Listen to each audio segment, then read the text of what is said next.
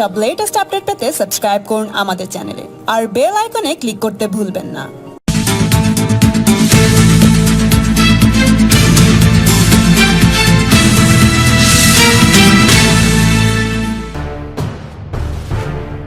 রাজ্যপাল পদ থেকে ইস্তফা দিয়েই ফের একবার রাজনীতিতে সক্রিয় হয়ে উঠলেন তথাগত রায়। বাংলায় পাওয়া দেওয়ার পরই 24 ঘন্টা কাটতে না কাটতেই তিনি বৈঠক করলেন বঙ্গ বিজেপির পর্যবেক্ষক কৈলাস বিজয়বর্গীয়র সঙ্গে। বৈঠকে ছিলেন মুকুল রায়ও। এই বৈঠক বিজেপিতে নতুন কতগুলি জল্পনা তৈরি করলো। এখন প্রশ্ন, বিজেপি কি প্রার্থী অক্সিজেন পাবে তথাগত রায়ের কামব্যাকে? বাংলা বিজয় বিজেপির পাখির চোখ করেছে। মমতা সরকারের পতন ঘটিয়ে বাংলা বিজয়ের লক্ষ্য পূরণে তথাগত রায় সামিল হতে চাইছেন। মুকুল রায়, দিলীপ ঘোষেরা যে ক্ষেত্র তৈরি করে রেখেছেন সেখানে তিনি সর্বাধিনায়ক হয়ে ওঠার চেষ্টা চালাচ্ছেন বলে রাজনৈতিক মহলের একাংশ মনে করছেন। ইতিমধ্যে তিনি বাংলার মুখ্যমন্ত্রী হতে চেয়েছেন, বঙ্গ বিজেপির নেতৃত্বে নিজেকে জাহির করতে চাইছেন। রাজনৈতিক বিশেষজ্ঞরা মনে করছেন তথাগত রায় ফের সক্রিয় রাজনীতিতে প্রবেশ করা মানে মুকুল রায় ও দিলীপ ঘোষেদের রাজনৈতিক প্রতিদ্বন্দ্বী হয়ে যেতে পারেন। এমনিতে বঙ্গ বিজেপিতে বিভাজন রেখায় স্পষ্ট, তবে দিলীপ ও মুকুল ছাড়া তথাগতকে মাথায় করে আরও একটা গোষ্ঠী হতে পারে। তথাগত রায় বিজেপিতে সক্রিয় হলে ইগোর লড়াই বাড়বে। রাহুল সিনহা ইতিমধ্যেই তথাগত রায়ের ফিরে আসার বার্তাকে স্বাগত জানিয়েছেন। এমনিতেই মুকুল দিলীপকে নিয়ে লেজে গবরে অবস্থা হয়ে আছে বিজেপির। প্রাক্তন বিজেপির রাজ্য সভাপতি তথাগত রায় আসা মানে জটিলতা বাড়াটাই স্বাভাবিক। রাহুল সিনহা এখন আদি নেতাদের নিয়ে একটু পিছিয়ে পড়েছেন, কিন্তু দিলীপ ও মুকুল গোষ্ঠী সক্রিয়ই রয়েছে। মুকুল রায় বিজেপিতে যোগ দেওয়ার পর দিলীপ ঘোষের নেতৃত্বে বিজেপি এখন বাংলার 40% দলে পরিণত হয়েছে। তথাগত রায় বিজেপির রাজ্য সভাপতি থাকাকালীন বিজেপি আদতে 5 থেকে 6% দল হিসাবে গণ্য হতো। তাই তথাগতর কাছে এটা কঠিন সম্ভাবনা হয়ে উঠেছে।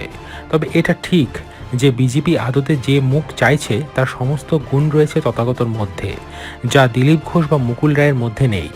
দিলীপ ঘোষ যেমন মেঠো রাজনীতিতে এই মুহূর্তে বিজেপিতে অপ্রতিদ্বন্দ্বী, তেমনি মুকুল রায়ের সংগঠনে কিন্তু ভদ্রলোক মুখ তথাগত, শিক্ষিত, মার্জিত, রুচিশীল, আবার আরএসএস বিজেপির ভাবাদর্শে প্রাণিত পুরুষ।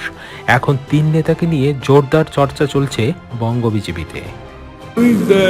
এর সাথে রাজ্য প্রেসিডেন্টের সাথে কথা বলবো, তারপরে পঞ্জীকরণের জন্য একটা প্রক্রিয়া এখন হয়েছে যে মিস কল দিতে হয়, সেসব দিয়ে তারপরে আনুষ্ঠানিক ইয়ে হবার। এখন বিপদ হচ্ছে কি যে এখন তো করোনা চলছে, করোনা হবার ফলে, করোনা চলার ফলে এমনি খুব বড় রকম কাজে সামিল হওয়া যাচ্ছে না। কিন্তু যে জিনিসগুলো আমি আগে করছিলাম, যেমন মানে দলের সদস্য না হয়েই করছিলাম, ভার্চুয়াল মিটিং করছিলাম, সেগুলো করব। আগে সেগুলো রাজ্যপাল থাকাকালীন আমি পরিষ্কারভাবে বলতে পারতাম না, সেগুলো এখন পরিষ্কার করে বলব। জ্যোতিপ্রিয় মল্লিক বলেছেন যে একজন রাজ্যপাল ছিল, তার রাজ্যপালের পরে তার রাজনীতিতে আসাটা নাকি অনৈতিক। এখন কি বলবো আমি, একজন যদি লেখাপড়া না করে, দেশের ইতিহাস সম্বন্ধে না জেনে কথা বলেন, তো আমি কি বলবো? অর্জুন সিং, ব্যারাকপুরের অর্জুন সিং নাম, মধ্যপ্রদেশের অর্জুন সিং, পাঞ্জাবের রাজ্যপাল ছিলেন, পরে মধ্যপ্রদেশের মুখ্যমন্ত্রী হলেন। শীলা দীক্ষিত রাজ্যপাল ছিলেন কেরালার সম্ভবত, তারপরে শীলা দীক্ষিত নির্বাচনে দাঁড়ালেন, মুখ্যমন্ত্রী হওয়ার জন্য হতে পারেননি। মতিলাল ভোরা, উনি একটা কোথাও রাজ্যপাল ছিলেন, তারপরে উনি সক্রিয় রাজনীতিতে ফিরে এলেন, উনি মুখ্যমন্ত্রী, উনি এআইসিসি ট্রেজারার হয়েছিলেন, সেটা তো অবশ্যই রাজনৈতিক পদ। অতএব জ্যোতিপ্রিয় মল্লিক যদি না জেনে শুনে কতগুলো প্রলাপ বকেন, তো আমি তার উত্তরে কি বলবো?